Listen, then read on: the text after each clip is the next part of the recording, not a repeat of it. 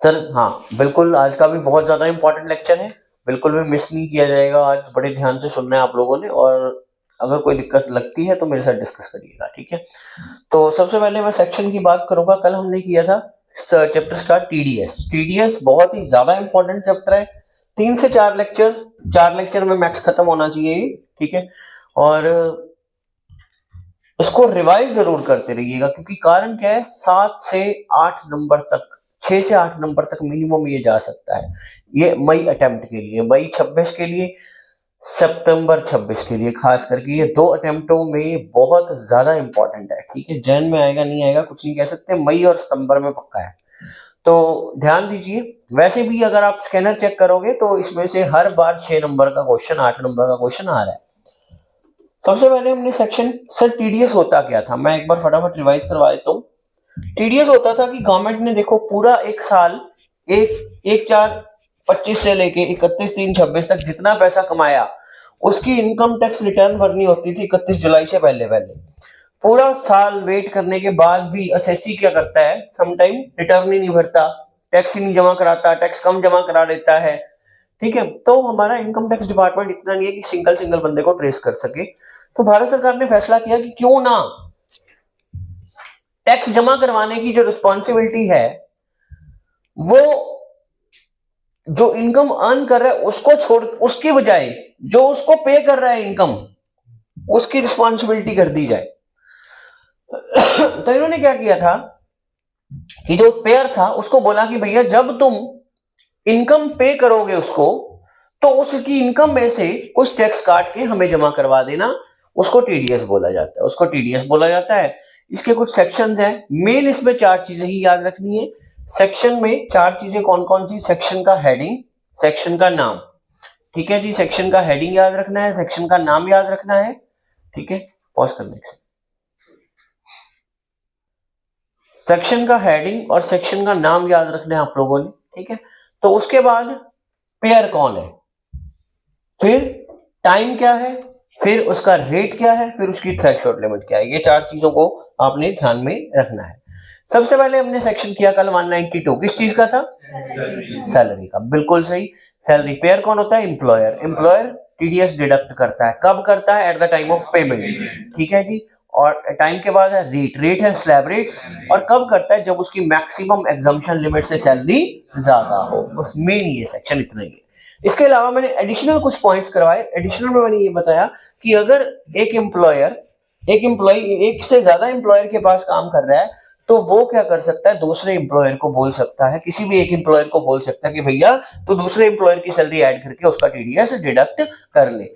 या फिर अगर कोई एम्प्लॉय पहले 6 महीने कहीं और काम किया, अगले 6 महीने कहीं और काम किया, तो पहले जो 6 महीने उसने काम किया उसकी इंफॉर्मेशन दूसरे एम्प्लॉयर को दे देता है। उसके अलावा मैंने बताया कि अगर वो कोई डिडक्शन वगैरह क्लेम करना चाहता है और ओल्ड रिजाइम में रिटर्न फाइल कर रहा है, इंटीमेट करता है कि ओल्ड रिजाइम में डिडक्शन मिलेगी, कॉमन सेंस है, तो ओल्ड रिजाइम में रिटर्न फाइल कर रहा है, तो डिडक्शन का उसको प्रूफ देना पड़ेगा एम्प्लॉयर को। एम्प्लॉयर फिर क्या करेगा, उसकी डिडक्शंस करके जो टीडीएस बनेगा फिर वो डिडक्ट कर लेगा। उसके अलावा मैंने कल बताया कि अगर कोई नॉन मॉनिटरी पर्क है और उस पे एम्प्लॉयर टैक्स पे करना चाहता है, तो वो पे कर सकता है, एम्प्लॉयर उसका टीडीएस पे कर सकता है। वो कैसे, वो क्या करेगा, पहले अपना नॉर्मल जैसे टैक्स निकलता है टैक्स निकाल लेगा, फिर उसका एवरेज रेट निकाल लेगा, एवरेज रेट को नॉन मॉनिटरी पर्क्स पे लगा देगा, फिर उसको जितना टीडीएस बनेगा उसमें से वो माइनस कर देगा और बाकी एम्प्लॉय का डिडक्ट कर लेगा, और जितना बना है वो खुद डिपॉजिट करवा देगा। ये चीज मैंने आपको कल बताई थी। इसी के साथ आपका पेज नंबर 1 भी हो गया था और पेज नंबर 2 भी हो गया था। फिर हमने किया 192A। 192A सेक्शन किस चीज का था, वो था pre mature withdrawal from employ provident fund. बेटे अगर मैंने पहले बताया कि अगर कोई एम्प्लॉय 5 साल से ज्यादा सर्विसेज कर चुका है, फुली एग्जम्प्ट है। अगर वो स्पेसिफाइड केसेस के लिए विड्रॉल कर रहा है, फुली एग्जम्प्ट है। बट अगर कोई एम्प्लॉय 5 साल से कम है और वो स्पेसिफाइड केसेस के कारण अपना विड्रॉल नहीं कर रहा, तो उसको टीडीएस डिडक्ट, टीडीएस कटा कर अपना विड्रॉल करना पड़ेगा। सर टीडीएस का रेट क्या है, 10% है। सर टाइम क्या है, पेमेंट है। सर थ्रेशोल्ड लिमिट क्या है, यहां पे बड़े ध्यान से सुनना है। डज नॉट एक्सीड नहीं है वर्ड, लेस देन 50,000 है। अगर 49,999 हुआ तो टीडीएस नहीं लगेगा। अगर पूरा 50,000 हुआ तो 10% टीडीएस कट करके पेमेंट आएगी। अगर वो अपना पैन कार्ड नहीं देता है, वैसे उसका पैन कार्ड मैंडेटरी होता है, अगर वो पैन कार्ड नहीं देता है तो मैक्सिमम मार्जिनल रेट लग जाएगा। ये चीज मैंने कल करवाई। उसके बाद मैंने बताया सेक्शन 193 क्या था, इंटरेस्ट ऑन सिक्योरिटीज के में क्या हुआ है, अमेंडमेंट हुई है। पहले होता था 5,000, अब हो गया है 10,000। अगर अगर अगर अगर कोई भी company, public sector unit, debenture holder का इंटरेस्ट पे कर रही है और वो इंटरेस्ट 10,000 रुपए से ज्यादा है तो 10% का टीडीएस डिडक्ट करके पेमेंट करनी है। या कोई भी कंपनी, कोई भी अदर इंस्टीट्यूट कोई भी इंटरेस्ट ऑन सिक्योरिटीज पे कर रहा है, उस केस के अंदर आपको 10% टीडीएस पे करना ही है। हालांकि इसका टाइम क्या है, इसका टाइम है क्रेडिट और पेमेंट विच एवर इज, इसमें पेमेंट नहीं है, क्रेडिट और पेमेंट विच एवर इज। किन केसेस में टीडीएस लगेगा ही नहीं, अगर वो नेशनल डेवलपमेंट बॉन्ड्स है, 7 ईयर नेशनल सेविंग सर्टिफिकेट है, पावर फिन कॉर्पोरेशन लिमिटेड के बॉन्ड्स हैं, इंडियन रेलवे के बॉन्ड्स हैं, LIC GIC के सिक्योरिटीज हैं, इन केसेस पे भैया डीमेट की सिक्योरिटी है, इन केसेस में टीडीएस नहीं लगेगा। हालांकि डिबेंचर वगैरह पर 8% सेविंग बॉन्ड, 7.75 सेविंग बॉन्ड, अब से फ्लोटिंग रेट सेविंग बॉन्ड्स और कोई notified central government, state government की सिक्योरिटी है तो उनके ऊपर भी टीडीएस लग गया है। 10,000 से ज्यादा का अगर इंटरेस्ट है तो टीडीएस डिडक्ट करके ही पेमेंट होगी। फिर बात करी हमने डिविडेंड की। डिविडेंड बात आई सेक्शन 194। इसमें क्या अमेंडमेंट हुई है, इसमें पहले 5,000 होता था, अब 10,000 हो गया है। हाँ, इसमें रेट क्या है, 10%। टाइम है इसमें भी पेमेंट। और नॉन एप्लीकेबिलिटी कब है, अगर 10,000 तक का डिविडेंड है तो टीडीएस नहीं लगेगा, 11,000 का है तो 10% टीडीएस काट के पेमेंट करी जाएगी। फिर मैंने मोस्ट इंपॉर्टेंट सेक्शन जो पेपर में आने के चांसेस है वो करवाया 194A। इसमें क्या है, interest on other than securities. बेटे सिक्योरिटीज को छोड़ के अगर कोई भी इंटरेस्ट, दुनिया का कोई भी इंटरेस्ट आप पे कर रहे हो, सिक्योरिटीज को छोड़ के दुनिया का कोई भी इंटरेस्ट अगर आप पे कर रहे हो तो आपको टीडीएस डिडक्ट करके ही पेमेंट करनी है। सिक्योरिटीज वाले इंटरेस्ट को छोड़ के दुनिया का कोई भी इंटरेस्ट आप पे कर रहे हो, टीडीएस काट के पेमेंट करनी है अगर वो अमाउंट 10,000 से ज्यादा है। हालांकि अगर वो बैंकिंग कंपनी, कोऑपरेटिव सोसाइटी या पोस्ट ऑफिस है तो 10,000 की जगह लिमिट 50,000 हो जाएगी, और अगर वो सीनियर सिटीजन है तो लिमिट 1,00,000 हो जाएगी। बेटे ये सारी अमेंडमेंट्स हुई हैं, ठीक है। तो उसके बाद किन केसेस में टीडीएस नहीं लगेगा, किन केसेस में टीडीएस नहीं लगेगा, अगर वो इंटरेस्ट पेड और credited by firm to any of its partner. इसमें अमेंडमेंट हो गई है, इसमें आ गया है 194T सेक्शन, मैंने पहले बोल दिया, ये लाइन बाहर हो गई। सेविंग बैंक पे टीडीएस नहीं लगता, इनकम टैक्स रिफंड पे टीडीएस नहीं लगता, LIC UTI को अगर पेमेंट करिए टीडीएस नहीं लगता, जीरो कूपन बॉन्ड पे टीडीएस नहीं लगता। अगर कोऑपरेटिव सोसाइटी अपने मेंबर्स को इंटरेस्ट पे कर रही है टीडीएस नहीं लगता। बट अगर कोऑपरेटिव सोसाइटी की टर्नओवर 50 करोड़ से ज्यादा है और वो अपने मेंबर्स को पेमेंट कर रही है तो उस केस में टीडीएस लग जाएगा। बट अगर इंटरेस्ट की अमाउंट 50,000/1,00,000 से ज्यादा होगी। उसके अलावा मैंने आपको एग्जांपल्स करवाई मिस्टर हरीश वाली, उसका आंसर बिल्कुल सही था। फिर गणेश वाला किया, उसका भी बिल्कुल सही था। फिर राजेश वाला किया, बिल्कुल सही था, ठीक है। फिर आज हम करेंगे winning from lottery crossword puzzle section 194B। Sir ये क्या है, बेटे ध्यान से सुनिएगा। अगर आपने कोई लॉटरी डाली है, ठीक है, तो लोहड़ी बम्पर आने वाला है, तो लोहड़ी आने वाली है तो लोहड़ी बम्पर डालते हैं लोग। तो मान लीजिए आपने 1 करोड़ की लॉटरी डाली, ठीक है। तो 1 करोड़ की अगर कोई लॉटरी डाली है तो बेटे उस 1 करोड़ की लॉटरी के ऊपर सारे पैसे नहीं मिलेंगे, 2 4 6 7, उसमें से 30% कट करके मिलेगा, 70 लाख रुपए मिलेगा। 30 लाख, 1 करोड़ में से 30 लाख गवर्नमेंट रख लेगी कि फ्री में तुमने पैसे कमाए हैं, अर्न किए हैं, इनकम। सर कौन से हेड में आ जाएंगे, इनकम फ्रॉम अदर सोर्सेज। हालांकि जब IOS में आएंगे तो 1 CR ही आएगा, 1 CR ही आएगा। ठीक है, इस 1 करोड़ का जो टैक्स बनेगा ऑब्वियसली 30 लाख ही बनेगा। ठीक है, फिर वो कट कुट के जो भी मतलब ऑलरेडी टीडीएस माइनस है तो वो आपका डिडक्ट होके ऑब्वियसली 0 हो जाएगा, अदर इनकम साइड हो जाएंगी। अच्छा सर, जब वो उसमें तो फिर सरचार्ज वगैरह भी लग जाएगा। मैं क्या, हाँ उसमें सरचार्ज वगैरह भी लग जाएगा, उसमें क्या कहते हैं सेस भी लग जाएगा, तो जितना बाकी बैलेंस टैक्स होगा वो पे कर देगा। गॉट इट और नॉट? अब बड़े ध्यान से बात सुनना, 1 करोड़ का जो टीडीएस है वो डिडक्ट करके ही मिलेगा। अगर अगर अगर सर इसमें सबसे पहले टाइम क्या है, इसमें भी टाइम ऑफ पेमेंट है और इसमें रेट क्या है 30% है, और इसके अंदर थ्रेशोल्ड लिमिट क्या है, डज नॉट एक्सीड 10,000। 4 चीजें मैं आपको बोलता हूं। सबसे पहले सेक्शन का नाम 194B क्रॉसवर्ड पजल्स, लॉटरी वाला। और दूसरी बात आ गई रेट क्या था 30%, टाइम पेमेंट और थ्रेशोल्ड लिमिट 10,000। अब बात को बड़े ध्यान से समझना। एक बार क्या हुआ कि हाँ एक बार तेजिंदर ने पेट्रोल डलवाया पेट्रोल पंप से, ठीक है जी।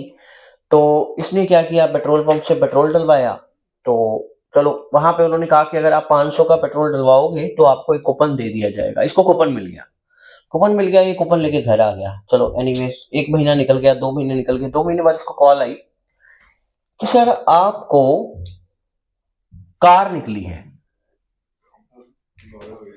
उस कूपन में आपको एक कार निकली है वर्थ रुपीज, ध्यान से सुनिएगा, I repeat worth rupees 12 lakh. 12 lakh की इसको कार निकल गई, ठीक है जी। चलो ब्रीजा निकल गई या बेस मॉडल देते हैं मोस्टली वो, ठीक है। तो 12 लाख में या ग्रैंड विटारा दे दी, चलो जो भी था बेस मॉडल। तो उन्होंने उसको कार के लिए बोल दिया। इसने क्या किया, पहले तो इसने यकीन नहीं किया, इसको लगा कि फ्रॉड कॉल है, ठीक है। चलो फिर इसको याद आया कि नहीं भैया मेरे पास कूपन पड़ा है, ठीक है। कूपन चलो इसलिए संभाला हुआ था, वो कूपन देखा नंबर वही है, मैच कर गया, उन्होंने डिटेल भेज दी पेट्रोल पंप पे, इसको सारा याद आ गया कि हाँ मैंने भरा था, ठीक है, और जेन्युइन है। इसने इसको कॉल करी राहुल भाई को, ठीक है, और साथ में इसको कर ली तरुण को कर ली, कहता चले कार निकली है यार लेने जाना है। इन्होंने क्या किया, ऑटो कर लिया, ठीक है जी। कार पे आना था वापस, तो ऑटो इन्होंने किया बैटरी रिक्शा, तो बैटरी रिक्शा में तीनों बैठ के पेट्रोल पंप पे चले गए। चलो एनीवेज, नहीं भैया थोड़ा वो वैसे क्यों खर्चने यार, वेस्ट क्यों कर ले, ठीक है। हाँ कार में तो आना है ना। तो तरुण कार आती है ना ड्राइव करनी आपको, बस ठीक है। तो तरुण को इसने बोला कि भाई तू नई कार है तो ड्राइव करके लाएगा, ठीक है। तो चलो घर वाले देते नहीं तरुण को। चलो एनीवेज सुनना, फिर इसने क्या किया, वहां पे पहुंचा पेट्रोल पंप पे जी, कार देखी उन्होंने, चाबी पकड़ाई, फोटोग्राफी हुई, ठीक है, वो कंग्रेचुलेशन हुआ। तो राहुल भाई तो बम्पर पे बैठ के उसके बोनेट पे बैठ के फोटो करवा रहा है, ठीक है। तेजिंदर भैया छत पे चढ़े हुए हैं। तो एनीवेज फोटोग्राफी हो गई सारी, ओके हो गया। तो उसके बाद तरुण ने कार की चाबी पकड़ी, कहता हम जा रहे हैं, थैंक यू सो मच। कहते नहीं आप जा नहीं सकते, सॉरी। आपको ध्यान से सुनना, this is called winning in kind, this is called winning in kind. आपको इसका बनता हुआ टीडीएस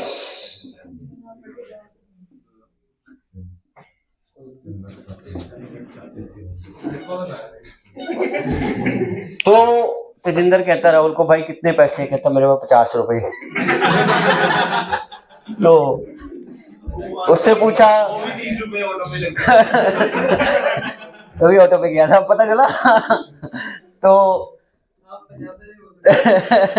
तरुण को पूछा भैया, तरुण कहता जी नहीं मैं तो घर घुमाई बानी हूँ, मेरे पास तो पैसे है नहीं, ठीक है, तो मैं माफी चाहता हूँ। तो इन्होंने क्या किया, उसी बैटरी रिक्शा वाले को बोला भाई फोन किया वापस आ जा, ठीक है, चलते हैं वापस, ठीक है। अब ये एक्चुअल में प्रैक्टिकल केस हुआ है। एक्चुअली क्या हुआ था कि 2017 की बात है। 2017 में मैंने ना एक car, I was looking for a car at that time.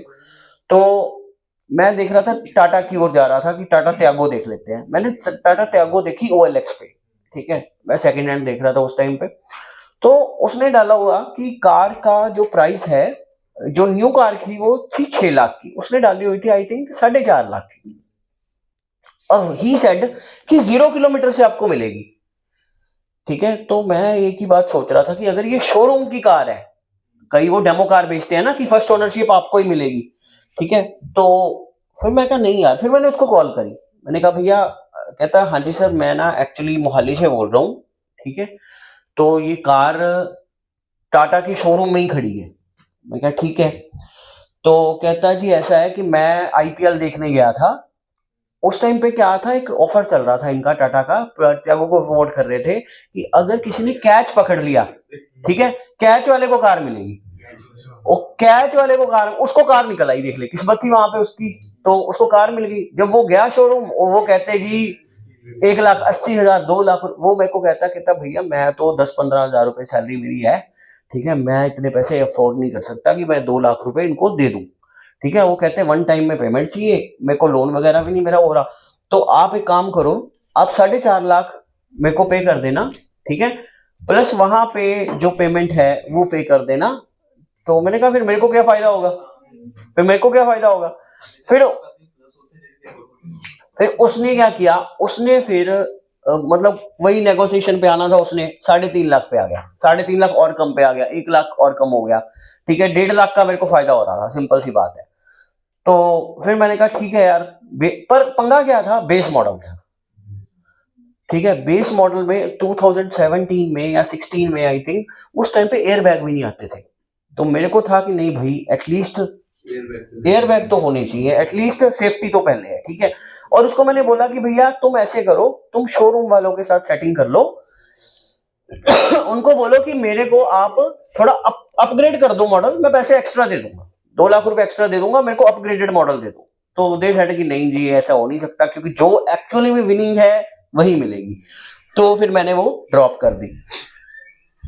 तो बड़े ध्यान से सुनिएगा कि अगर आप कोई विनिंग इन काइंड लेते हो तो इसका मतलब ये नहीं है कि आपको पैसे नहीं देने पड़ेंगे, आपको विनिंग इन काइंड के केस में भी आपको 30% का टैक्स पे करना पड़ेगा। अगर आप 30% का टैक्स पे नहीं करते हैं तो आपकी विनिंग इन काइंड रिलीज नहीं की जाएगी। अगर प्रोपोर्शनेट विनिंग इन कैश है, विनिंग इन काइंड है, तो जितना विनिंग इन काइंड का टैक्स है वो भी विनिंग इन कैश से डिडक्ट कर लेगा।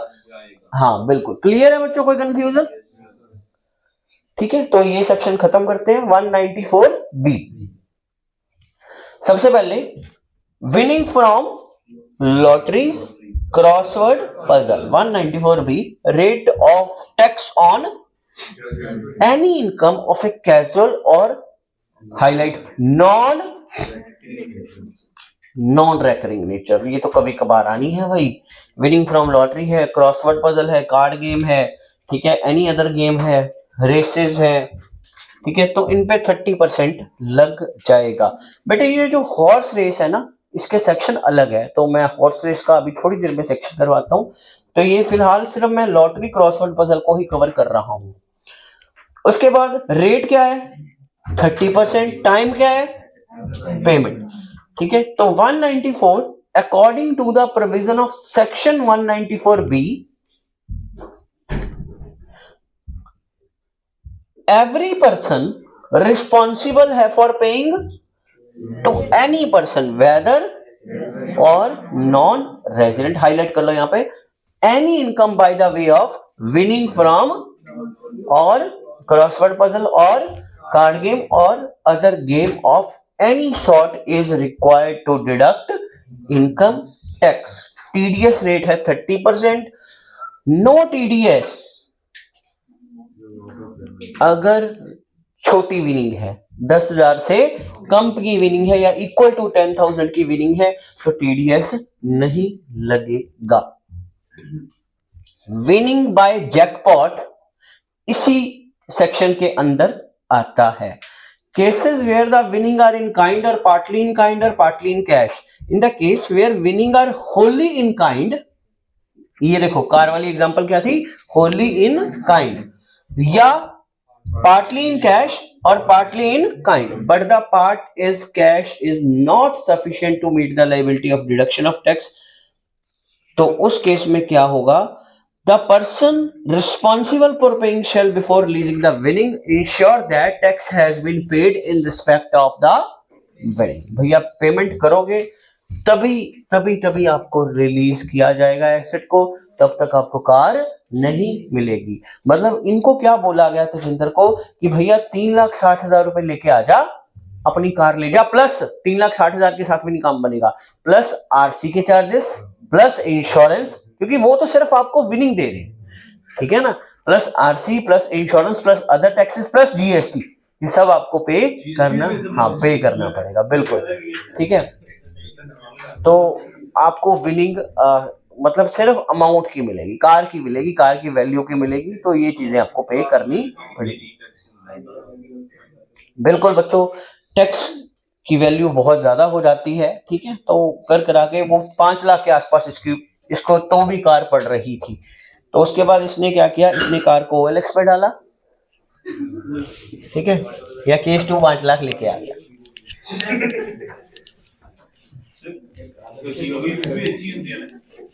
हाँ जी बिल्कुल जी, कैसीनो गेम भी बीच में है, जो गोवा में कैसीनोस बने हुए हैं, वहां पे अगर कोई विनिंग आपको हो रही है, वहां पे आपको कैश तब तक रिलीज नहीं होगा जब तक आप 30% कट नहीं करवाते हैं। तो आपको वहां पे अपना पैन कार्ड, आधार कार्ड जो भी है आपको देना पड़ेगा, ठीक है।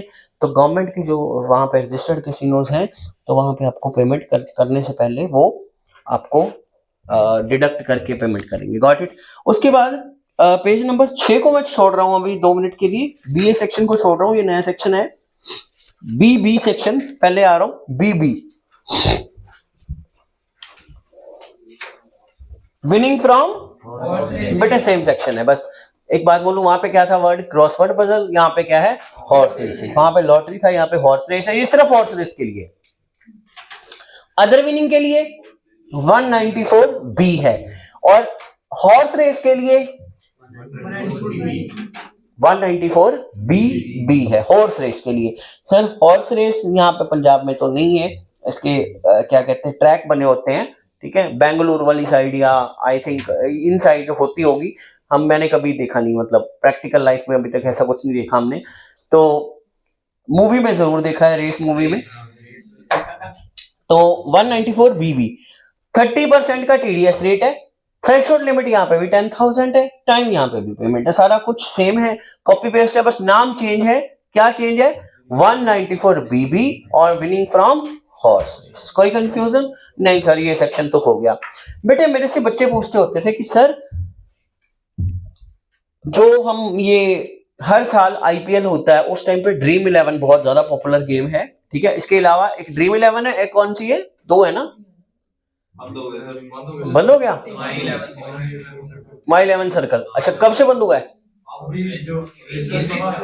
इस बार तो था यार, ओके चलो एनीवेज, इसके अलावा बेटे ड्रीम 11, माई 11 सर्कल, ठीक है, इनके अलावा ये तो चलो आईपीएल तो ओपनली गेम थी, बड़ी खतरनाक सट्टा लगाते थे लोग, आपको भी बताइए, ठीक है। इसके अलावा क्या था, इसके अलावा अदर गेम्स बहुत है, विंजो है, ठीक है, अदर अभी भी चल रही है वो तो गेम्स, आप पैसा लगाओगे, 3 पत्ती है, ये है वो है, मतलब एड्स आती रहती है, हम हाँ बिल्कुल, स्टेक मनी, तो ये सारी जो गेम्स हैं इनमें अगर आप पैसा लगाते हो तो उसका सेक्शन है, ध्यान से सुनिएगा, 194 BA, 194 BA इसका सेक्शन है बेटा, winning from online games, winning from online games, winning from online games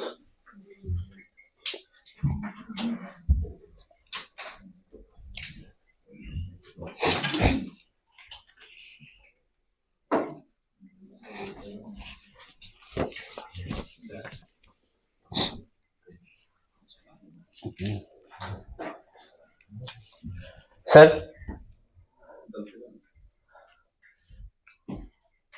winning from online game, मैं क्या ये तीनों गेम के सेक्शन है। 194 बी था लॉटरी का, 194 बी था हॉर्स रेस का, 194 बी ये 2 साल पहले सेक्शन आया, इससे पहले ये सेक्शन होता ही नहीं था, ये नया सेक्शन है, पहले होता नहीं था, ये इस साल नहीं आया, 2 साल हो चुके हैं अमेंडमेंट आई को, ठीक है। तो 194 B A, on net winning in a person user account as computed in prescribed manner. Payer कौन है? कोई भी पर्सन जो विनिंग पे कर रहा है, पे कौन है? Any person. रेट क्या है?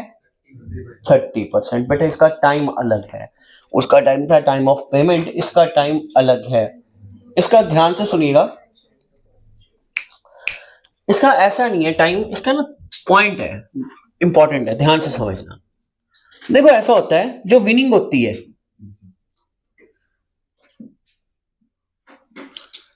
विनिंग जो है, ठीक है, इसके ऊपर लिखो must must do example from module, must do example from module. इसकी 1-2 एग्जाम्पल्स हैं मॉड्यूल से, वो जरूर कर लेना। Must do examples from module.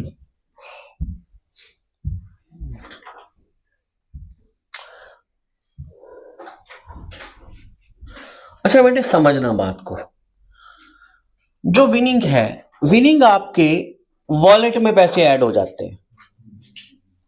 अब आपके वॉलेट में पैसे ऐड हो गए, ठीक है, वो आपकी विनिंग है। वो पैसे जब आप विड्रॉ करोगे,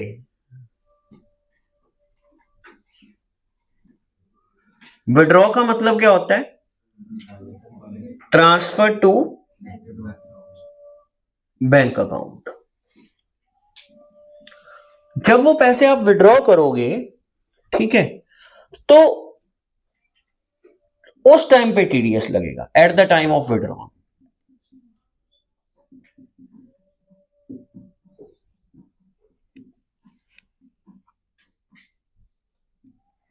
at the time of withdrawal लगेगा, या अगर आपने विड्रॉ नहीं किया, आपके वॉलेट में ही पैसे हैं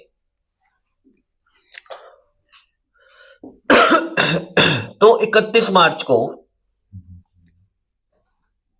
आपका कौन सा है? 26, 31 मार्च 26 को टीडीएस डिडक्ट हो जाएगा। सर समझाओगे? मैं क्या यस। इसका जो 194 बीए का सेक्शन का टीडीएस है, 194 बीए सेक्शन का जो टीडीएस है, इसका टाइम जो है वो बड़े ध्यान से समझना। इसका टाइम है या तो at the time of withdrawal, अगर विड्रॉल नहीं करवाया तो वॉलेट में पड़े 31 मार्च को आपका टीडीएस डिडक्ट हो जाएगा। और जब आप विड्रॉ करोगे, ये वाले पैसे को जब विड्रॉ करोगे तो नो टीडीएस। क्यों? क्योंकि ऑलरेडी टीडीएस लग चुका है। कोई कंफ्यूजन? पॉज कर लो। सर यहां पर सबसे पहले थ्रेशोल्ड लिमिट क्या है ये बताइए, बड़े ध्यान से सुनिएगा। यहां पे बेटे कोई थ्रेशोल्ड लिमिट नहीं है, सिंपल सी बात है। इन्होंने एक अमेंडमेंट करके पिछले साल एक चेंज किया है छोटा सा, वैसे इसमें कोई थ्रेशोल्ड लिमिट नहीं है। विड्रॉल करोगे तो आपको टीडीएस देना पड़ेगा। हालांकि इन्होंने छोटी विड्रॉल, हाँ 100 रुपए पर मंथ तक की विड्रॉल दे उत्ते नो टीडीएस कितना है। आवाज नहीं है प्लीज, सुन, समझने वाला पॉइंट है। अभी भी एक ना बड़ा खतरनाक हिडन क्वेश्चन है जो आपने अभी तक नहीं पूछा, होप फॉर द बेस्ट आप लोग पूछोगे, ठीक है। आप तरुण क्या पूछ रहे थे? मैं दोबारा से रिपीट। बेटे 10,000 देता थ्रेशोल्ड लिमिट ही नहीं है ना, और कोई नहीं। बट किधर हॉर्स का था 10,000 रुपए एग्रीगेट है, हाँ वो तो अलग है, क्रॉसवर्ड पजल अलग। हाँ जी 100 रुपए मंथ था, मतलब साल का 1200, बट जो कैसे एक मंथ की विड्रॉल किया बट एग्रीगेट पूरे साल जो 1200 एक्सीड नहीं कर लगे भी वो। अच्छा एक्चुअली ऐसा होता है ना, मंथली विड्रॉल हो गया है ना, तो यहाँ पे इन्होंने मिनिमम जो बोला है ये नहीं। इसके अलावा एक और क्वेरी बनती है बहुत ज्यादा इंपॉर्टेंट, वो क्वेरी क्या है ध्यान से सुनिएगा। सर ये जो आप वॉलेट में पैसे बोल रहे हो, ये तो हमने बीच में अपने पैसे भी लगाए, प्लस विनिंग हुई, प्लस लॉस भी हुआ, एडजस्टमेंट्स हुई है सर इसमें। तो आप तो कह रहे हो कि इसके ऊपर, वॉलेट के ऊपर, विड्रॉल के ऊपर लग जाएगा। मैं कह नहीं, विड्रॉल के ऊपर भी नेट विनिंग के ऊपर लगेगा। किसके ऊपर लगेगा? नेट विनिंग के ऊपर। आई रिपीट, ओनली विड्रॉल के ऊपर नहीं है, वर्ड है नेट विनिंग। अच्छा सर ये नेट विनिंग को भी बता ही दो फिर। मैं बिल्कुल जी, सामने वाले पेज पे question low.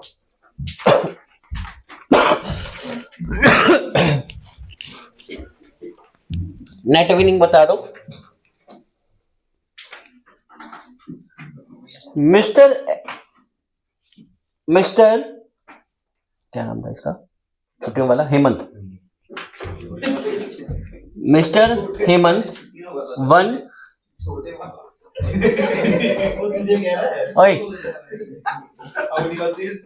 Mister Hemant won ₹40,000 from 40,000 from stake money game.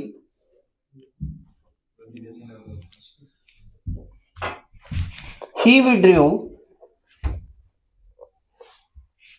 25,000 as on 25,000 as on 15 Feb 26 from his user account,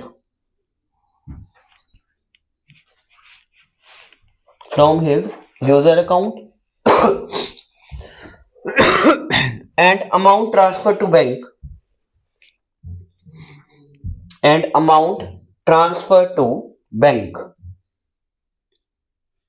from his user account and amount transferred to bank.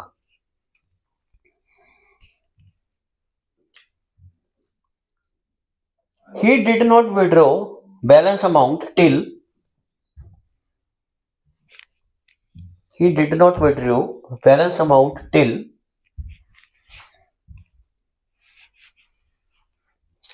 30th April 2026.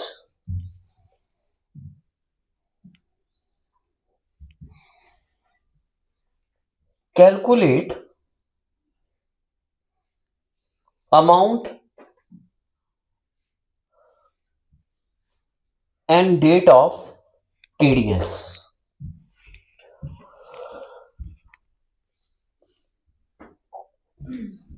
Calculate amount and date of TDS.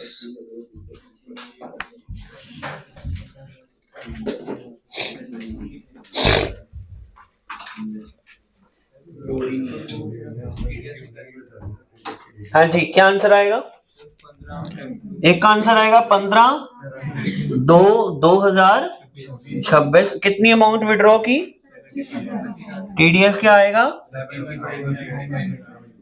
7500। ये cut के मिलेगा उसको, मतलब payment कितनी withdraw की जाएगी उसकी? 25,000 minus 7500, तो दैट इज 17,500। इतने पैसे उसको मिलेंगे। दूसरा क्या हुआ? 31/3/26 को उसके बैलेंस पड़ा रहा कितना? उसके ऊपर अपने आप ही उसका बच गया यहाँ पे 10,500। जब वो विड्रॉ करेगा तो फुल अमाउंट ही मिलेगी।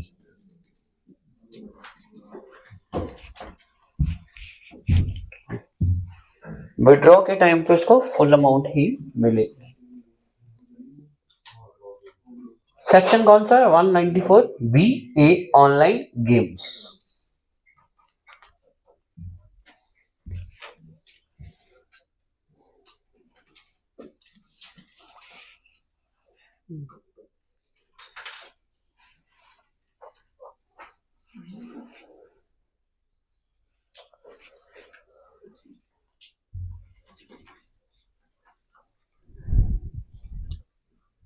नेक्स्ट है, hope so done, noted.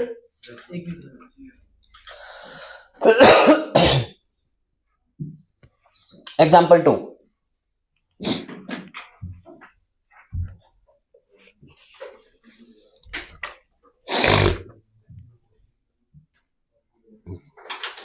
Opening balance in user account ₹1 lakh, opening balance in user account ₹1 lakh, amount deposited 2,25,000,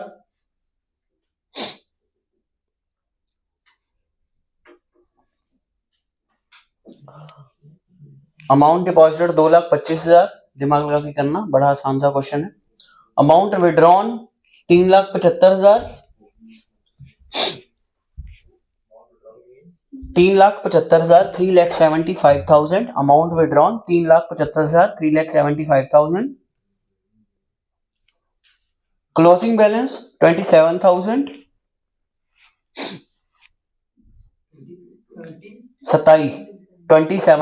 27,000, calculate net winnings and amount of TDS at the time of withdrawal.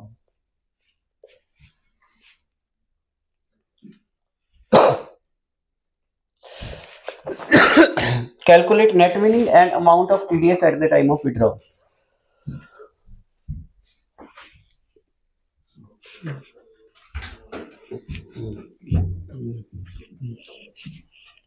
हाँ जी बच्चों,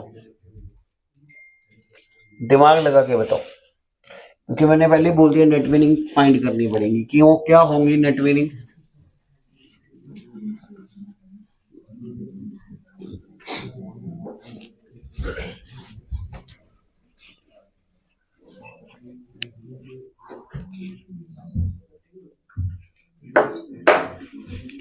क्या answer आया? 77,000 net winning, बिल्कुल सही। पता है कैसे? उल्टा चलेंगे। उल्टा कैसे चलेंगे? क्लोजिंग बैलेंस, हाँ क्लोजिंग बैलेंस कितना सी? Closing balance 27,000 plus amount withdrawn 3,75,000। इसमें से माइनस क्या कर दोगे? Amount deposited minus opening balance. ध्यान से सुनना, अमाउंट डिपॉजिट थी 2,25,000 और ओपनिंग था 1 लाख। ध्यान से सुनना बेटे, बड़ा सिंपल सा फंडा है। देखो आपके पास आज भी बैलेंस कितना बचा हुआ है? आपने और कितने निकलवा लिए? 375। मतलब आपका टोटल यूजर अकाउंट में इतना पैसा आया होगा, जिसमें से आपका अपना ऑलरेडी इतना पैसा था। ओपनिंग बैलेंस का तो मतलब यही हुआ ना भैया, इस पे ऑलरेडी टीडीएस डिडक्ट हो चुका है, ठीक है। तो इसका अपना पैसा इतना था ऑलरेडी, ठीक है। तो इसका मतलब इस बार की आपकी नेट विनिंग कितनी है? 77,000। और टीडीएस बेटे नेट विनिंग पे लगता है, अमाउंट विड्रॉन पे नहीं। सर पिछले वाले क्वेश्चन में आपने अमाउंट विड्रॉन पे लगा दिया, वो फिर मैंने अज्यूम किया कि वो नेट विनिंग है। तो नेट विनिंग का, हाँ जी 23,100 माइनस करके मिलेगा उसको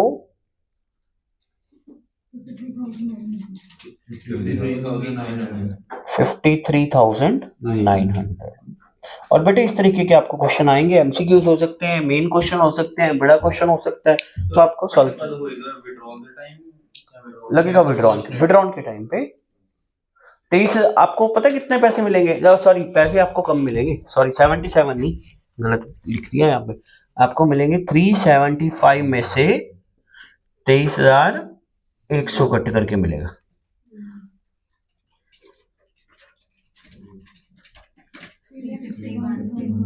$3,09,000। हाँ इतने विड्रॉन पे आपको टीडीएस विड्रॉन पे कट जाएगा ना आपका, तो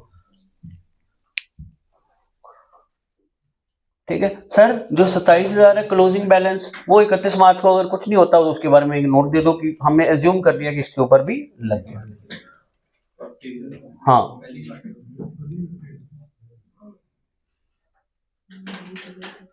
हाँ उस पर एडजस्ट हो गया, सॉरी राइट, पहले ही कटिया गया, लोडिंग नेट विनिंग पे कटिया गया।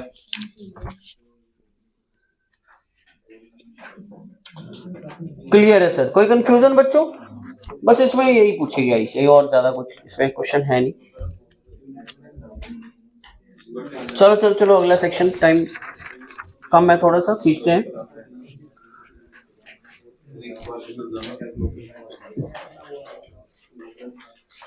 विनिंग फ्रॉम लॉटरी हो गया था, sorry, winning from lottery crossword puzzle, section कौन सा था? 194 बी। कौन सा था? 194 बी। बी हॉर्स रेस का था, बी ए था ऑनलाइन गेम्स का। इस सेक्शन को एक बार रीड मार देते हैं पूरा डिटेल में।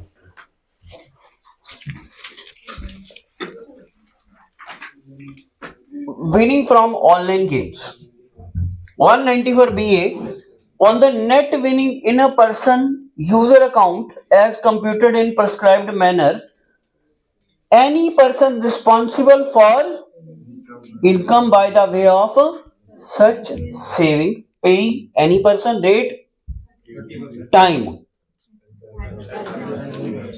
केस 2 में क्या है? in the case there is withdrawn from user account during the financial year, that tax would be deducted at the time of such withdrawal on net winning. Box में बंद करो इसको। comprised in such withdrawal.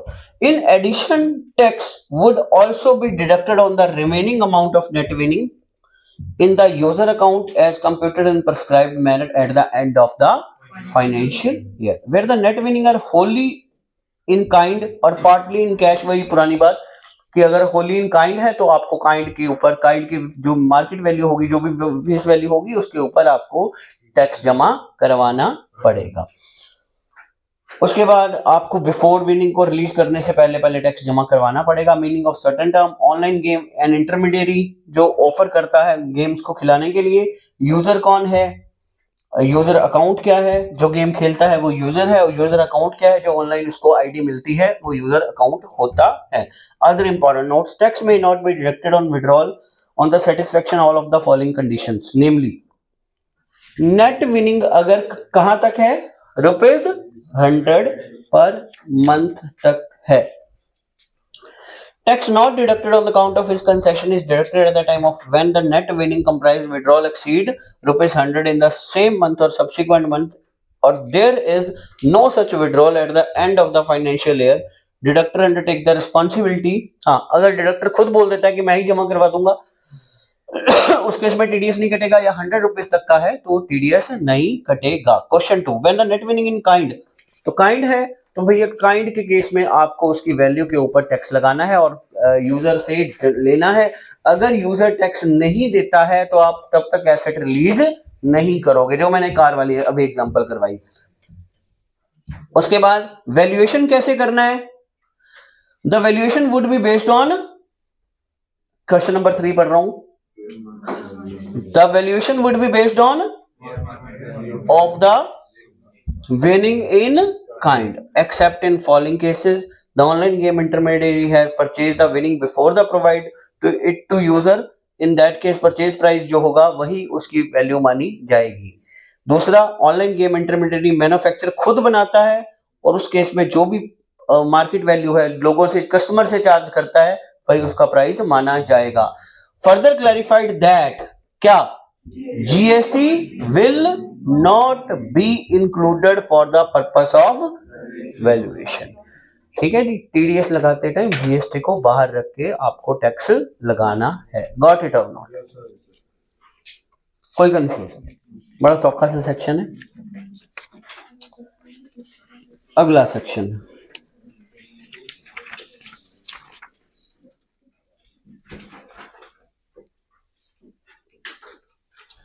Supply of services चाहता है, supply of goods चाहता है। हाँ, supply of services चाहता है, सप्लाई ऑफ गुड्स चाहता है। क्या विनिंग सर्विसेज आएगी? सर्विस, हाँ बिल्कुल। अगला सेक्शन है 194C, इंपॉर्टेंट सेक्शन माना जाता है। हाँ सॉरी, इसमें अमेंडमेंट नहीं हुई है, 194J में हुई है। ठीक है, आई में हुई है, जे में हुई है, सी में नहीं हुई। सी में कोई अमेंडमेंट नहीं है, बट हाँ इंपॉर्टेंट है हमेशा से, और हमारा प्रैक्टिस में आने वाला सबसे ज्यादा सेक्शन है ये बहुत ज्यादा सेक्शन हमारी प्रैक्टिस में आता है ये। 194 सी, सी का मतलब होता है कॉन्ट्रैक्ट। सी का मतलब क्या होता है? सी का मतलब होता है बेटे कॉन्ट्रैक्ट। ध्यान से सुनना, इंपॉर्टेंट है ये, सबसे ज्यादा आपको प्रैक्टिस में दिखाई देगा सेक्शन।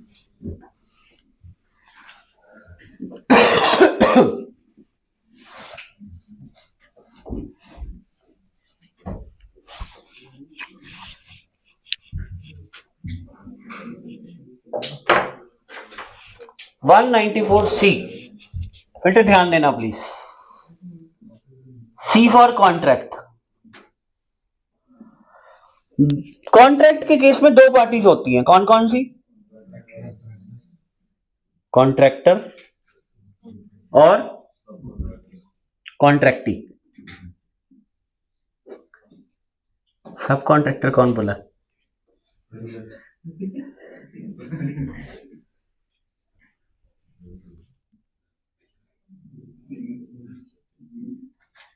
कॉन्ट्रैक्टर कॉन्ट्रैक्टी, ठीक है। कॉन्ट्रैक्टर कौन होता है और कॉन्ट्रैक्टी का काम क्या होता है ये बताओ।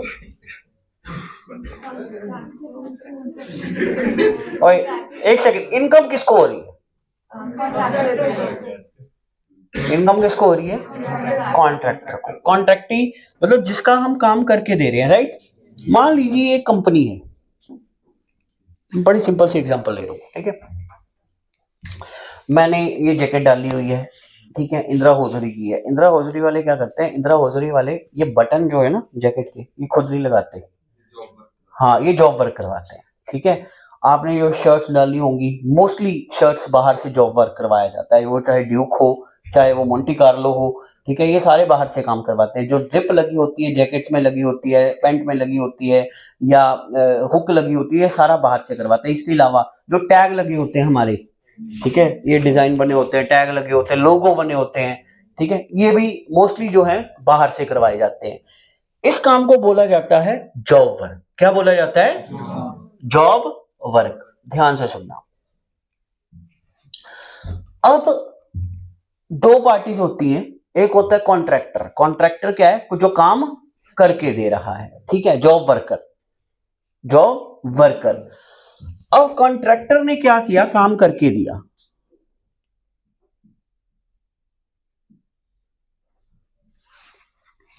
कंपनी ने उसको शर्ट्स भेजी, शर्ट्स पे उसने बटन लगाए, बटन लगा के उसने शर्ट्स को वापस भेज दिया। इस बटन लगाने का जो चार्जेस थे उसने कॉस्ट अपनी चार्ज कर ली, जो भी इसका सर्विस था। जो कंपनी है जब इसको पेमेंट करेगी, आई रिपीट, जब कंपनी उसको पेमेंट करेगी तो अपना टीडीएस काट के पेमेंट करेगी, और वो टीडीएस किसको जमा करवा दिया जाएगा? गवर्नमेंट को जमा करवा दिया जाएगा। अब ध्यान से सुनिएगा, पेमेंट टू किसको करी? कॉन्ट्रैक्टर को या सब कॉन्ट्रैक्टर को। आई रिपीट, अगर कॉन्ट्रैक्टी ने पेमेंट करी है जॉब वर्कर को या फर्दर किसी सब कॉन्ट्रैक्टर को पेमेंट करी है, tax has to be deducted at source. कौन से सेक्शन में? Under by the way of by any person, जो भी रिस्पॉन्सिबल है फॉर पेइंग, मतलब वो जो भी पर्सन है, पेयर है, पेयर कौन होगा? कॉन्ट्रैक्टी होगा। पेयर कौन होगा? कॉन्ट्रैक्टी होगा। तो वो जब कॉन्ट्रैक्टर को पेमेंट करेगा वो टीडीएस डिडक्ट करके करेगा। तो इस केस में कहते हैं जो कॉन्ट्रैक्टर हो सकता है, कॉन्ट्रैक्टी हो सकता है, वो कौन हो सकता है? कोई भी सेंट्रल गवर्नमेंट, स्टेट गवर्नमेंट हो सकती है, लोकल अथॉरिटी हो सकती है, स्टेटरी कॉर्पोरेशन हो सकती है, कोई कंपनी हो सकती है, कोऑपरेटिव सोसाइटी हो सकती है, स्टेटरी कॉर्पोरेशन हो सकती है, ट्रस्ट हो सकती है, फर्म हो सकती है, any government of a foreign state हो सकती है, या एनी इंडिविजुअल एचयूएफ हो सकता है। यहां पे हाईलाइट कर लो, एनी इंडिविजुअल एचयूएफ हो सकता है जिसकी टर्नओवर 50 लाख 1 करोड़ से ज्यादा है। टाइम क्या है इसका? टाइम है, नीचे लिखा हुआ है टाइम ऑफ डिडक्शन क्या? क्रेडिट और payment which ever is earlier. उसके बाद however no tax has to be deducted in source payment made to individual HUF contractor exclusively for personal purpose. Highlight कर लीजिएगा, पर्सनल पर्पस यहां पे cover नहीं होता।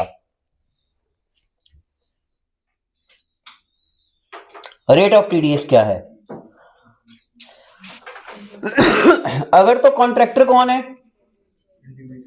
इंडिविजुअल एचयूएफ है, तो उस केस में रेट लगेगा 1%, अदरवाइज क्या है 2%, और ट्रांसपोर्ट के केस में अगर पैन फर्निश कर दिया है तो निल। थ्रेशोल्ड लिमिट क्या है बेटे, ध्यान से सुनिएगा। थ्रेशोल्ड लिमिट है अमाउंट डज नॉट एक्सीड कितना, सिंगल पेमेंट एंड एग्रीगेट में कुछ समझ आया? जैसे पहली पेमेंट करी कितने की, नहीं 25,000 की। पहला तो पहली पेमेंट 70 दी तो लग ही जाना गाली खत्म। चलो ये वाली एग्जांपल चक लेने, ये लग गया पर सेपरेट 70,000 की पेमेंट करी, लगेगा? ठीक है जी। अगर तो कॉन्ट्रैक्टर जो है वो इंडिविजुअल एचयूएफ है, जॉब वर्कर है तो 1%, नहीं तो 2%, ये टीडीएस डिडक्ट करके पेमेंट होगी। कोई कंफ्यूजन? केस 2 में ले लेते हैं, यहाँ पे 10,000 नहीं लगेगा, यहाँ पे लग जाएगा, वहां पे नहीं लगेगा। केस अब हुआ क्या, मिस्टर अभिनव है जॉब वर्कर, इसका काम है, फैक्ट्री है अपनी, इसने पहली इसको पेमेंट हुई है 25,000 की, बोलो टीडीएस लगेगा? दूसरी पेमेंट हुई है 28,000 की, नहीं। तीसरी हुई है फिर 25,000 की, टोटल कितना हो गया? चौथी पेमेंट हुई है इसको 20,000 की, नहीं लगेगा? कोई कंफ्यूजन? केस 2 4 ही हुई है, केस 1 केस 2। अच्छा, केस 2 में पहली पेमेंट 25,000 की,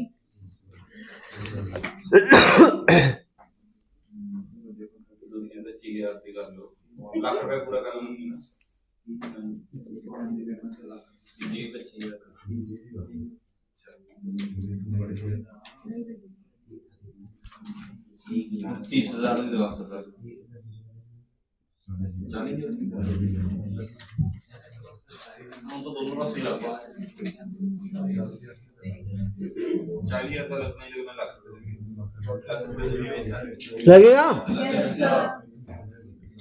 अच्छा ये बताओ, अब 40,000 पे 1% लगेगा या टोटल पे 1% लगेगा? टोटल पे 1%। क्या होएगा? 40,000 में से माइनस होगा कितना हो गया टोटल? 1,20,000 दा 1% 1200।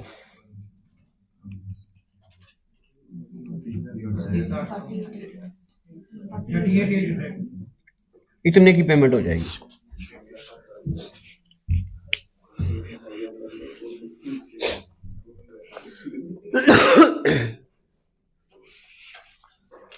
बच्चे मेरे से पूछते हैं कि सर मान लीजिए पहली पेमेंट थी 32,000 की, तो टीडीएस लग जाएगा, ठीक है। दूसरी पेमेंट है उसकी 15,000 की, तो टीडीएस नहीं लगेगा, क्योंकि सिंगल पेमेंट पे ऐसा है ना। केस 3 भी बना लो, पहली है 35,000 की, हाँ जी लग जाएगा 1%। दूसरी है 12,000 की, तीसरी है 10,000 की, चौथी है 50,000 की, 5 3 8 तो 10 लग जाएगा। 60,000 कर दो, अब तो लग ही जाएगा। हुण एक मिनट ध्यान नाल लाइयो, हुण 35,000 ते लग चुका है ना, इत्थे लगेगा हुण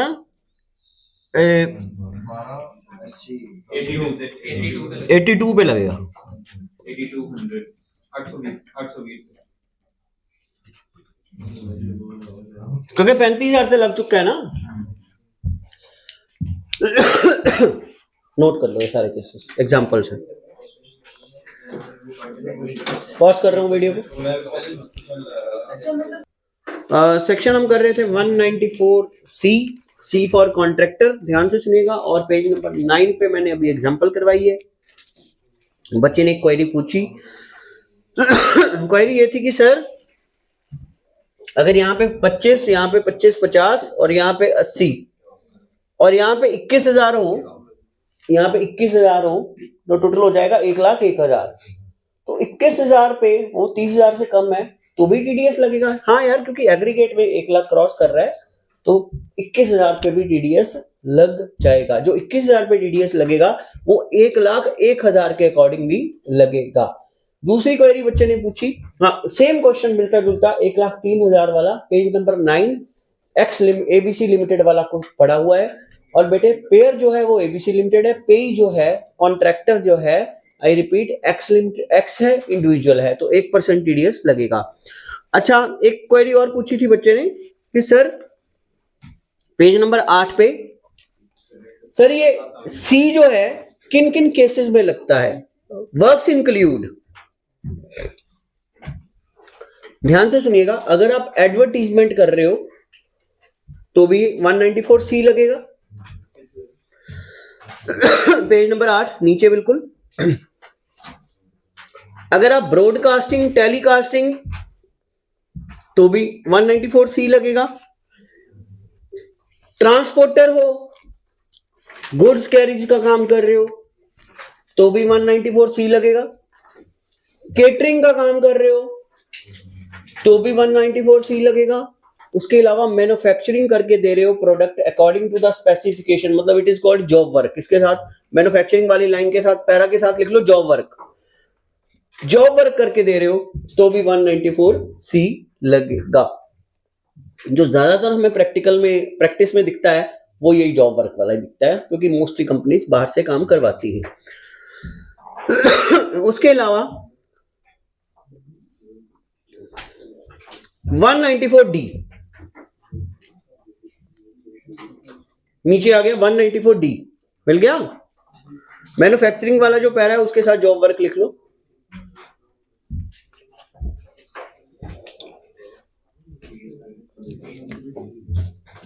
वन 194D क्या है? Query insurance commission. 194D क्या है? Insurance commission. होप सो आप लोगों ने पेज नंबर 9 एबीसी लिमिटेड वाला क्वेश्चन कर लिया है, उसके आंसर फीस भी साथ है, उसको कंप्लीट करें। फिर भी कोई क्वेरी है तो डिस्कस कर लें। इंश्योरेंस कमीशन 194D किसमें अमेंडमेंट हुई है? इसमें एक तो रेट चेंज हुआ है, पहले 5 होता था अब 2 हो गया है। उसके बाद एक और अमेंडमेंट हुई है, रेट जो नीचे अमाउंट थी वो पहले थ्रेशोल्ड लिमिट इसकी 15 होती थी, अब 20 हो गई है। 194D किस चीज का है? Insurance commission. हुंदा की है बेटा, तुसी लाइसेंस लिया हुआ है इंश्योरेंस कंपनियां का, 2-3 कंपनियां ਨਾਲ ਲਾਇਸੈਂਸ ਲਿਆ ਹੋਇਆ ਹੈ, ਤੁਸੀਂ ਕਰਦੇ ਹੋ ਉਹਨਾਂ ਦਾ ਇੰਸ਼ੋਰੈਂਸ ਕਰਾ ਕੇ ਦਿੰਦੇ ਹੋ। ਲਾਈਕ ਤੁਹਾਡੇ ਕੋਲ ਕੋਈ ਕਲਾਇੰਟ ਆਂਦਾ ਹੈ, ਕਲਾਇੰਟ ਦਾ ਤੁਸੀਂ ਇੰਸ਼ੋਰੈਂਸ ਕਰ ਦਿੰਦੇ ਹੋ, ਕੰਪਨੀ ਤੁਹਾਨੂੰ ਕੀ ਦਿੰਦੀ ਹੈ? कमीशन देती है। की देती है? कमीशन देती है। कंपनी जब आपको इंश्योरेंस कमीशन पे करेगी तो वो कौन से सेक्शन में डिडक्ट करेगी टीडीएस? 194D। कौन से सेक्शन में? मतलब सर ये एक तरह से एजेंट हो गया ना। हाँ, कंपनी जब एजेंट को कमीशन पे करेगी, कंपनी जब एजेंट को इंश्योरेंस कमीशन पे करेगी तो कौन से सेक्शन में टीडीएस काट के करेगी? 194D। Section 194D cast responsibility any person highlight responsible for paying to resident any income by the way of remuneration whether by the way of commission or otherwise insurance business के लिए rate क्या रहेगा? 2%। अगर payment to company payment हो रही है तो 10% है। टाइम है इसका क्रेडिट और पेमेंट विच एवर इज, हाँ जी क्या लिखा है, उसके बिहाफ पे आगे काम कर रहे हैं।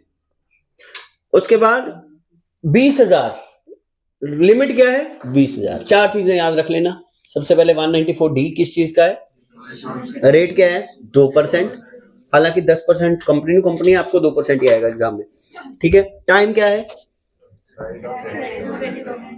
और लिमिट क्या है, कोई कंफ्यूजन? बेटे डीए में स्किप कर रहा हूं 2 मिनट के लिए। इसके साथ ही मिलते जुलते 3 सेक्शन इकट्ठे ही, मतलब तीनों सेक्शन एक कैटेगरी से है। सेक्शन का नाम चेंज होता जाएगा, बाकी सारा कुछ सेम रहेगा। ध्यान से सुनिएगा।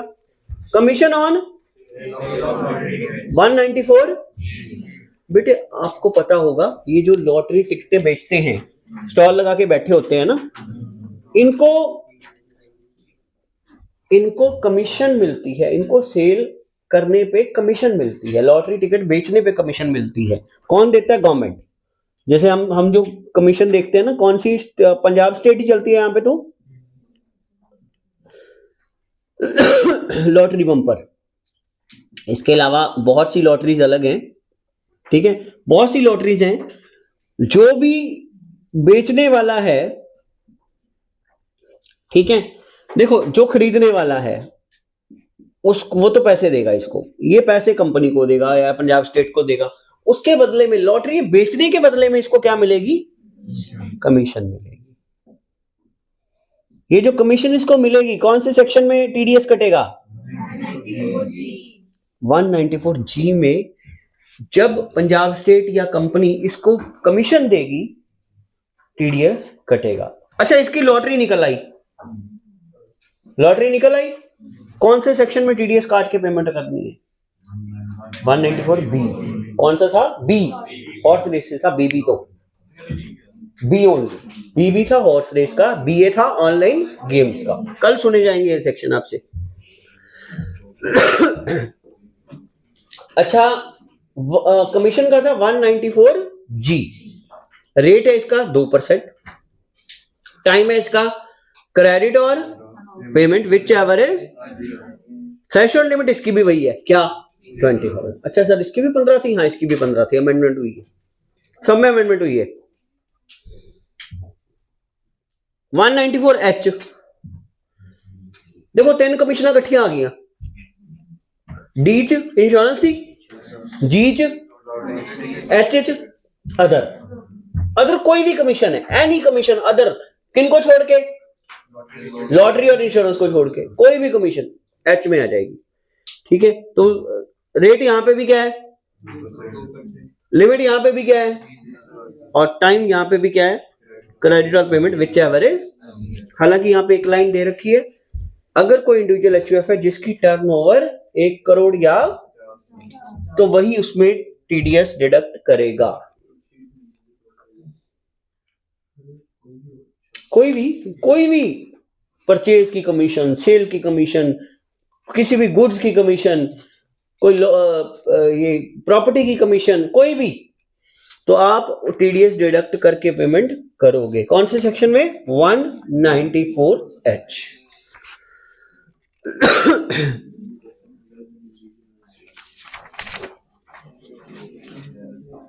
पेज नंबर 13 पे आइए बेटे। 3 सेक्शन इकट्ठे कर दिए मैंने, कौन कौन से, डी, जी और एच। पेज नंबर 13 पे आइएगा। बस ये 2 सेक्शन 3 करवाने और क्लास ओवर। पहला है IA, payment on transfer of other than agriculture land, other than agriculture land. बेटे ध्यान से सुनिएगा, ये इंपॉर्टेंट सेक्शन है, हाँ ये लाइफ में भी इंपॉर्टेंट है, आपके काम आएगा। एवरी ट्रांसफरी दो पार्टीज होती हैं, ट्रांसफरर और transferee. Responsible for paying as a consideration for transfer of land other than agriculture land, मतलब ये घर बेचा भैया आपने, घर बेचा है, हाउस प्रॉपर्टी बेची है, लैंड बेची है, बिल्डिंग बेची है। तो जब आप पेमेंट करोगे तो टीडीएस काट के करोगे। टीडीएस कितने पे काटोगे? 1% ऑफ, और दूसरा stamp duty value whichever is higher, जो भी इनमें से हायर है, एक्चुअल कंसिडरेशन या उसकी स्टैम्प ड्यूटी वैल्यू, दोनों पे 1% विच एवर इज हायर, ये इतना टीडीएस कट जाएगा। हाँ कट दे जी। रीजन सुनना, थ्रेशोल्ड लिमिट थले देखो की लिखा है, थ्रेशोल्ड लिमिट देखो की है, मतलब नो टीडीएस कहां तक है? 49 लाख, इतने लेस देन वर्ड है, ये डेंजरस है पॉइंट है भी। 49,99,999 नो टीडीएस है, पूरे 50 लाख पे है, 50 लाख और मोर पे है। आई रिपीट 50 लाख और मोर पे है।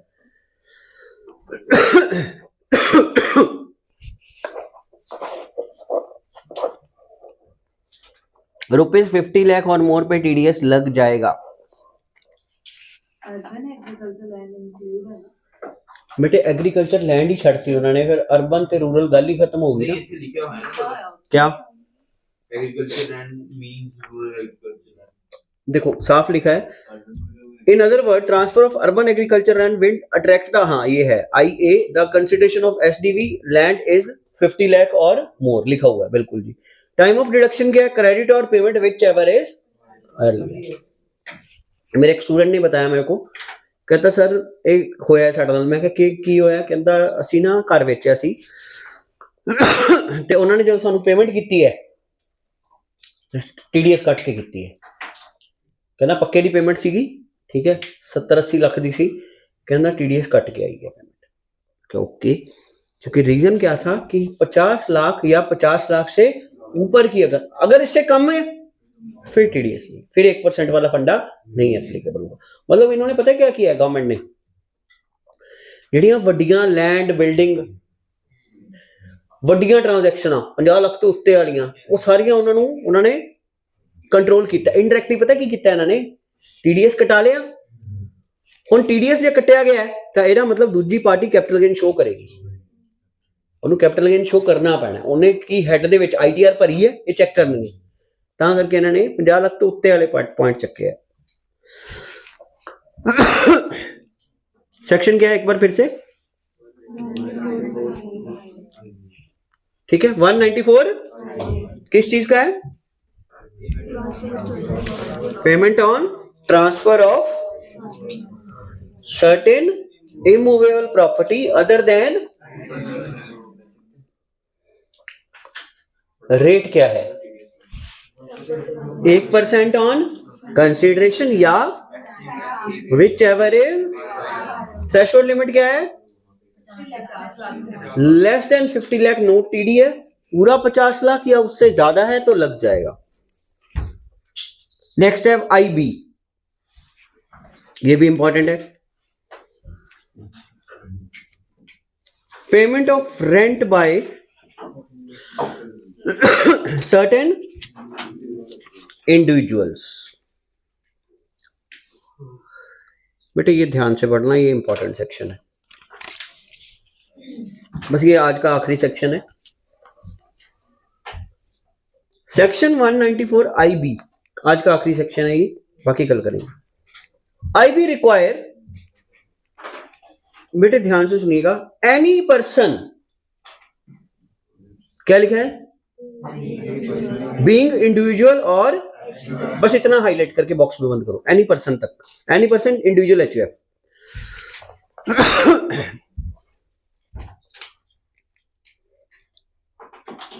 उसके बाद वर्ड लिखा है अदर देन, अदर देन को बॉक्स में बंद करो। किसको छोड़ के? मतलब अब तक पता क्या आ रहा था? अब तक आ रहा था टीडीएस कौन काटेगा? जिसकी टर्नओवर ज्यादा। यहां पे क्या आ रहा है? अदर उनको छोड़ के, मतलब आम बंदे की बात करी जा रही है। अगर आप लोग ये आप लोगों की बात करी गई है, इंडिविजुअल एचयूएफ अदर देन 1,50,00,000 को छोड़ के, उनको छोड़ के वाला। अभी तक क्या आ रहा था कि टीडीएस काटेगा कौन? जिसकी टर्नओवर ज्यादा है। यहां पे क्या आ रहा है? जिसकी टर्नओवर कम है वो काटेगा। समझ आई बात? जिसकी टर्नओवर कम है वो डिडक्ट करेगा। अच्छा सर, ये चीज क्लियर है। उसके बाद रेट क्या है? 2%। लिमिट क्या है? अगर रेंट आपका कितना है? 50,000 पर मंथ है। टाइम क्या है बेटे? टाइम बड़े ध्यान से समझना पड़ेगा।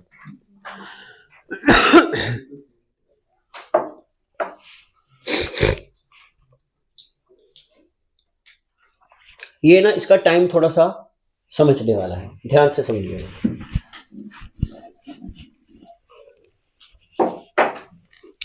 सेक्शन कौन सा है? इंपॉर्टेंट है।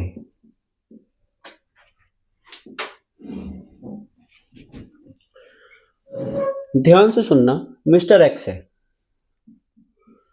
उसने अपनी एक हाउस प्रॉपर्टी रेंट पे दे रखी है।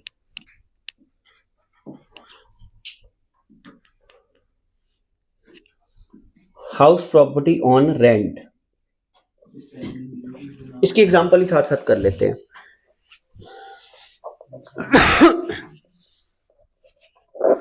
सैलरीड इंडिविजुअल है, 55,000 में। अच्छा, मिस्टर वाई ने दे रखी है, मिस्टर वाई की हाउस प्रॉपर्टी है। मिस्टर एक्स एक सैलरी वाला पर्सन है भैया, सैलरीड है। ब्रैकेट में लिख दूं कौन सा वाला? अदर देन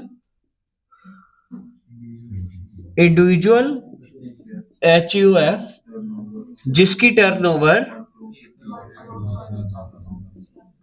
1 CR / 50 लाख से ज्यादा है। अदर देन है ना, अदर देन है मतलब उनको छोड़ के है। ये अदर देन है तो इसकी ऑब्वियसली टर्नओवर कम है। ये रेंट पे कर रहा है 55,000 पर मंथ।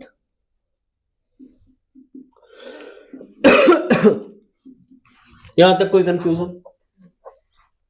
यहां तक कोई कंफ्यूजन? क्लियर है यहां तक? अब बात को ध्यान से समझना। सबसे पहले तो 194 IB सेक्शन क्या है? हेडिंग क्या है?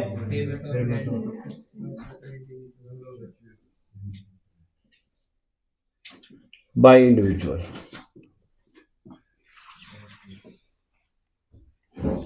अच्छा जी, किसको पेमेंट कर रहा है? वाई को।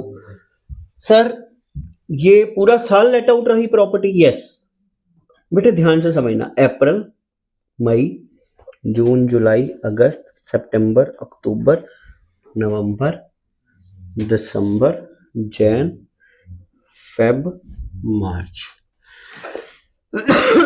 55,000 पे करता है। जून तो पे हो रहा, जून जुलाई तो ठीक है, इत्थों पे करना शुरू करता। चलो कोई गल नहीं। इत्थे देखो हुण किन्ने महीने का रेंट पे किया उन्हें? 1 2 3 4 5 6 7 ना 8 अप्रैल मई 10 महीने हो गए ना। 55,000 इंटू किन्ने महीने हो गए? कितना हो गया? इंटू 2%। 55,000 चों 11,000 कितना? एदा टाइम ऑफ डिडक्शन सुन लो। एदा टाइम ऑफ डिडक्शन है जे कुछ नहीं गिवन, लास्ट साल दे आखिरी महीने कटने। आखिरी महीने का जिन्ना रेंट होएगा ओदे तो टीडीएस कटने। आई रिपीट, साल दे पूरा साल नहीं टीडीएस कटना, हर महीने नहीं टीडीएस कट के आएगा, इको बारी कटना है। कदों कटना है? मार्च महीने। जे वो प्रॉपर्टी पहला वैकेंट कर रहा है तो जेड़े महीने वैकेंट करेगा उस महीने कटेगा। हुण जिवें केस 2 च इन्होंने की कीता है, केस 2 देखियो, केस 2 में कब कर रहे हैं? हुण देखो जून, जुलाई, अगस्त, सितंबर, अक्टूबर, नवंबर, दिसंबर, यहीं पे वैकेंट कर रहे हैं। गल सुनना बेटा प्लीज। तो कितने महीने हो गए? 55,000 कितना हो गया? 3 इंटू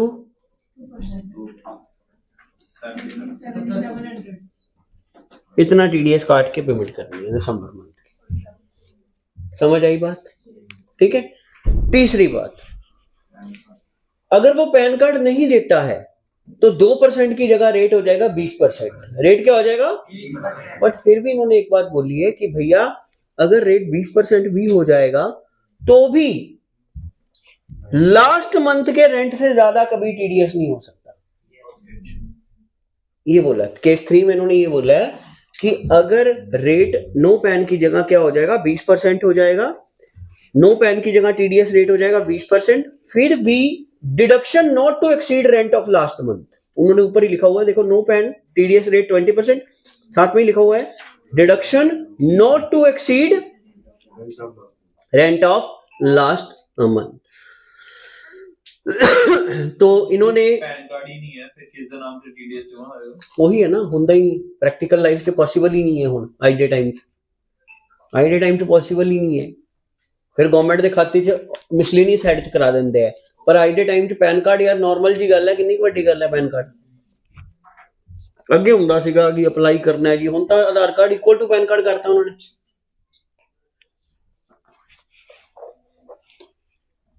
बेटे ये चीजों को ध्यान में रख लीजिएगा। ये सेक्शन हो गया 194 IB। पहले तो ये पर्सनल के लिए है, पर्सनल हाउस प्रॉपर्टी के लिए है। मतलब जैसे मान लीजिए ये बिल्डिंग भी हमने ले रखी है ना रेंट पे, तो हम इनको जब रेंट पे करते हैं ना तो लास्ट मंथ में टीडीएस हम भी काट के करते हैं, क्योंकि ये चाहे बिजनेस पर्पस के लिए हो चाहे पर्सनल पर्पस के लिए हो, हम रेंट तो पे कर रहे हैं ना यार। कोई भी पर्सन है, अगर कोई बिल्डिंग ले रखी है, शॉप ले रखी है, ठीक है, आपके क्लाइंट ने बिल्डिंग ले रखी है, तो आप उसको बोलोगे भैया जब आप रेंट पे करोगे, अगर आपका रेंट कितने से ज्यादा है 50,000 पर मंथ से ज्यादा है, तो आपको टीडीएस पे कट करके ही पेमेंट करनी। इंडिविजुअल की फायदा की सारा सर्च करके जमा कराना टीडीएस। इंडिविजुअल ਨੂੰ ਨਹੀਂ, ਉਹਨਾਂ ਨੇ ਪਤਾ ਕੀ ਕੀਤਾ ਹੈ, ਇੱਥੇ ਵੀ ਉਹਨਾਂ ਨੇ ਟ੍ਰੇਸ ਕੀਤਾ ਹੈ। ਗੱਲ ਨੂੰ ਸਮਝ, मैं वो तो समझ गया।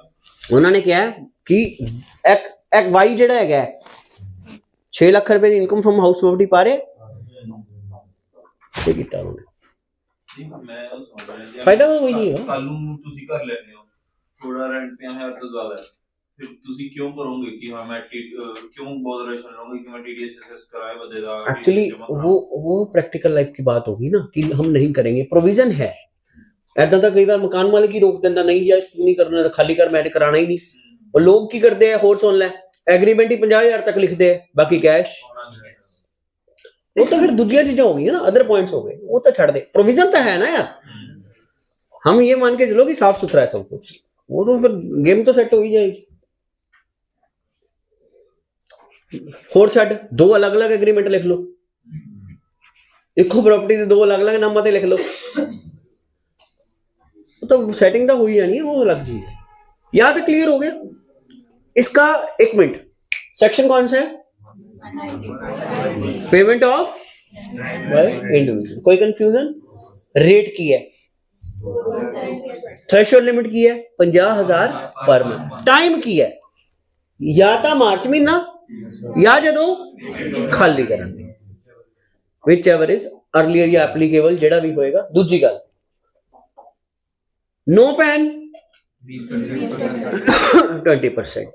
तीसरी गल, मैक्सिमम चाहे नो पैन है, टीडीएस अगर 20% के कारण 55,000 से बढ़ जाता है, ठीक है, हम देखो ना 5,50,000 का 20% करो, और मैक्सिमम कितना टीडीएस डिडक्ट कर सकते हो? 55,000 मार्च मंथ पे रेंट होगा। गॉट इट और नॉट? खोना ही नहीं, कोई ट्रीटमेंट नहीं है। No treatment. यहां तक कोई कंफ्यूजन? ग्रोस भी अमाउंट जो होगी हाँ ਉਹ ਤਾਂ ਰੈਂਟ ਹੀ ਆਪਣਾ ਪਾਊਗਾ ਜੀ ਵਿੱਚ। Any query, any confusion about this section? ठीक है जी, आज के लिए इतना ही। आपको कल यहां तक सारे सेक्शन रिवाइज करके आने हैं। मिलते हैं कल। Thank you all, take care, bye bye.